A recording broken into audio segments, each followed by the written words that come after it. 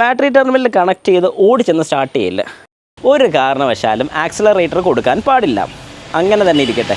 Hi, നമസ്കാരം. ഞാൻ Rakesh M G ടിപ്സിലേക്ക് എല്ലാവർക്കും സ്വാഗതം. എല്ലാവരും സുഖമായിട്ടിരിക്കുന്നു വിശ്വസിക്കുന്നു. ഇത് ഞാൻ പറയാൻ വന്നിരിക്കുന്ന ഒരു കാര്യം എന്ന് പറഞ്ഞാൽ, പലപ്പോഴും നമ്മൾ വാഹനം നാട്ടിലിട്ടേച്ച് യാത്രയൊക്കെ പോകാറുണ്ട്. അതായത് കുറച്ചൊരു 6 മന്ത്സിലേക്കോ അല്ലെങ്കിൽ 7 മന്ത്സൊക്കെ നമ്മൾ പുറത്തോട്ടൊക്കെ പോയിച്ചും വരുന്ന സമയത്ത് നമ്മുടെ വാഹനം നമ്മൾ ആദ്യം ചെയ്യുന്നൊരു കാര്യം എന്താ, ഈ കാണുന്ന ഒരു ബാറ്ററി ടെർമിനലിൻ്റെ നെഗറ്റീവ് ടെർമിനൽ ഊരി മാറ്റി വയ്ക്കും. എന്തുകൊണ്ടാണെന്ന് ചോദിച്ചാൽ, ബാറ്ററി കൺസ്യൂം ആയി പോകാതിരിക്കുക അല്ലെങ്കിൽ ബാറ്ററി ഡ്രെയിൻ ആയി പോകാതിരിക്കാനൊക്കെ ആയിട്ട് നമ്മൾ ഈ ഒരു കാര്യം ചെയ്യുന്നത് നല്ലൊരു കാര്യമാണ്. ഏകദേശം ഒരു 6 മാസത്തിനൊക്കെ മേളിൽ നമ്മൾ യാത്ര പോയിച്ചൊക്കെ വരികയാണെന്നുണ്ടെങ്കിൽ ബാറ്ററി ഉറപ്പായിട്ടും ഡ്രെയിൻ ആയിരിക്കും. അത് ആകാതിരിക്കാൻ വേണ്ടി നെഗറ്റീവ് ടെർമിനൽ ഡിസ്കണക്ട് ചെയ്യുന്നു, നല്ല കാര്യം. പക്ഷേ നിങ്ങൾ തിരിച്ച് വന്നു കഴിഞ്ഞ് ഈ വാഹനം എടുക്കാൻ വേണ്ടി വരുമ്പോൾ ഓടി വന്ന് ഈ നെഗറ്റീവ് ടെർമിനലിൽ കണക്ട് ചെയ്ത് വെച്ച് വാഹനം സ്റ്റാർട്ട് ചെയ്തെടുത്തുകൊണ്ട് ഒരു കാരണവശാലും പോകാൻ പാടില്ല.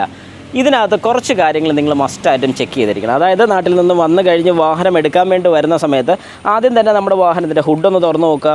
തുറന്ന് നോക്കിയതിന് ശേഷം നമ്മൾ വിഷ്വലി, അതായത് ജസ്റ്റ് നമ്മുടെ വാഹനത്തിൻ്റെ ഹുഡ് ഓപ്പൺ ചെയ്ത് കഴിയുമ്പോൾ ഈ ഒരു ക്യാബിനകം നമ്മളൊന്ന് ചെക്ക് ചെയ്യുക. ഇതിനകത്ത് എവിടെയെങ്കിലും വയർ കട്ട് ചെയ്തിട്ടുണ്ടോ, ഈ സൈഡിലെ പോർഷനിൽ എവിടെയെങ്കിലുമൊക്കെ വല്ലതും സ്ക്രാച്ചസോ അല്ലെങ്കിൽ എലി വല്ലതും കടിച്ച് എന്തെങ്കിലും പോർഷൻസ് വല്ലതും ഉണ്ടോ, ഇതിൻ്റെ താഴോട്ട് നമ്മൾ ഒന്ന് ജസ്റ്റൊക്കെ ഇങ്ങനെ ചെക്ക് ചെയ്ത് നോക്കുക. ഈ വയർ എവിടെയെങ്കിലും ബ്രേക്ക് ഉണ്ടോ, ഇതെല്ലാം നമ്മളിങ്ങനെ ഒന്ന് വിഷ്വലി ഇൻസ്പെക്റ്റ് ചെയ്യുക. നമ്മൾ കണ്ണുകൊണ്ട് നോക്കി നമ്മൾ മനസ്സിലാക്കുക, എലി വല്ലതും കയറിയിട്ടുണ്ടോ, എലിക്കാട്ടോ ഉണ്ടോ, അല്ലെങ്കിൽ എന്തെങ്കിലും പഞ്ഞിയോ വല്ലതും കൊണ്ടിട്ടുണ്ടോ, എന്തെങ്കിലും സാധനം കൊണ്ടിട്ടുണ്ടോ, ഇതെല്ലാം ഒന്ന് മസ്റ്റായിട്ടും ചെക്ക് ചെയ്ത് നോക്കുക. ഇതെല്ലാം ഓക്കെ, കുഴപ്പമില്ല.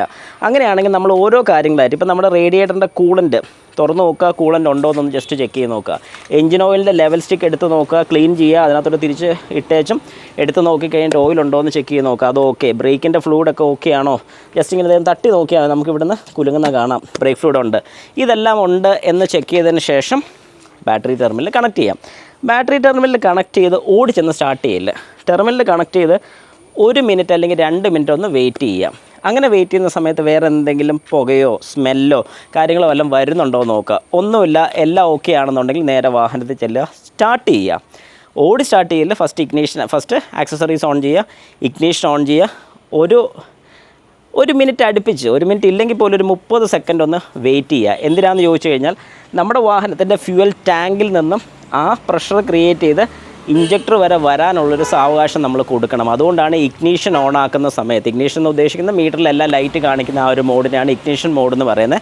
ആ ഇഗ്നീഷൻ ഓൺ ആക്കിയതിന് ശേഷം ഒരു 30 സെക്കൻഡെങ്കിലും വെയിറ്റ് ചെയ്യുക. പുറയിൽ നിന്നൊരു മൂളിച്ചയുടെ സൗണ്ട്, അതായത് പുറയിലത്തെ മോട്ടർ വർക്ക് ചെയ്യുന്നൊരു സൗണ്ട് നമുക്ക് കേൾക്കാൻ സാധിക്കും. ആ സൗണ്ട് സ്റ്റോപ്പ് ആയതിനു ശേഷം സ്റ്റാർട്ട് ചെയ്യുന്നതാണ് ഏറ്റവും നല്ലത്. അല്ലെങ്കിൽ അറ്റ്ലീസ്റ്റ് 30 സെക്കൻഡ്സ് വെയിറ്റ് ചെയ്യുക. അതിനുശേഷം വാഹനം സ്റ്റാർട്ട് ചെയ്ത് കഴിഞ്ഞാൽ പിന്നെ ഒരു കാരണവശാലും ആക്സിലറേറ്റർ കൊടുക്കാൻ പാടില്ല. അങ്ങനെ തന്നെ ഇരിക്കട്ടെ.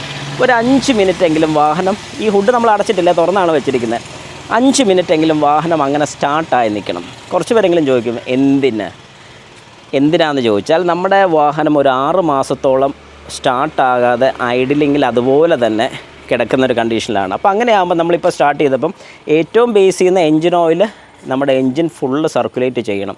ഈ സർക്കുലേറ്റ് ചെയ്യാൻ വേണ്ടി കൊടുക്കുന്നൊരു സമയമാണ് 5 മിനിറ്റ്. ഇതിൻ്റെ ആവശ്യമുണ്ടോയെന്ന് വെച്ചാൽ 5 മിനിറ്റിൻ്റെ ആവശ്യമില്ല, എന്നാലും നമ്മൾ 5 മിനിറ്റ് അതിന് കൊടുക്കണം. അപ്പോൾ ആ എൻജിൻ ഒന്ന് പതുക്കെ വാമപ്പായി, പതുക്കെ ഓയിലെല്ലാം കയറി എല്ലാ പോർഷനിലും സർക്കുലേറ്റ് ചെയ്ത് ഓയിൽ താഴെ വന്ന് പിന്നെയും ഈ സർക്കുലേഷൻ നടന്നുകൊണ്ടിരിക്കും. ഈ ഒരു പ്രോസസ്സിന് നമ്മൾ കൊടുക്കുന്നൊരു സമയമാണ് 5 മിനിറ്റ്.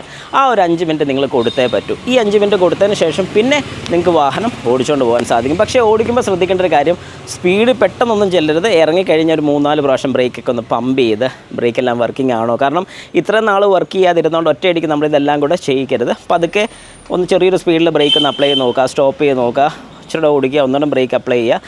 ഇങ്ങനത്തെ കാര്യങ്ങളൊക്കെ ചെയ്ത് എല്ലാം ഓക്കെ ആണെങ്കിൽ പിന്നെ ധൈര്യമായിട്ട് നിങ്ങൾക്ക് വാഹനം ഓടിക്കാൻ സാധിക്കും. 6 മാസം കഴിഞ്ഞുകൊണ്ട് ഒന്ന് ജസ്റ്റ് ഒരു ജനറൽ ചെക്കപ്പും കൂടെ ചെയ്ത് വിടുന്നത് ഏറ്റവും നല്ലതായിരിക്കും.